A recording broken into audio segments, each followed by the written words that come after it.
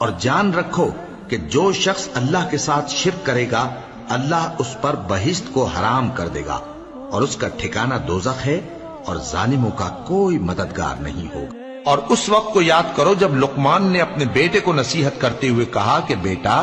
اللہ کے ساتھ شرک نہ کرنا، شرک تو بڑا بھاری ظلم ہے، اور اے پیغمبر تمہاری طرف اور ان پیغمبروں کی طرف جو تم سے پہلے ہو چکے ہیں یہی وہی بھیجی گئی ہے کہ اگر تم نے شرک کیا تو تمہارے اعمال برباد ہو جائیں گے اور تم نقصان اٹھانے والوں میں ہو جاؤ گے،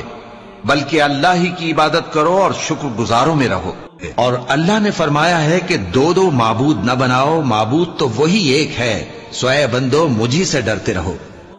اللہ اس گناہ کو نہیں بخشے گا کہ کسی کو اس کا شریک بنایا جائے، اور اس کے سوا اور گناہ جس کو چاہے معاف کر دے، اور جس نے اللہ کا شریک مقرر کیا اس نے بڑا بہتان باندھا۔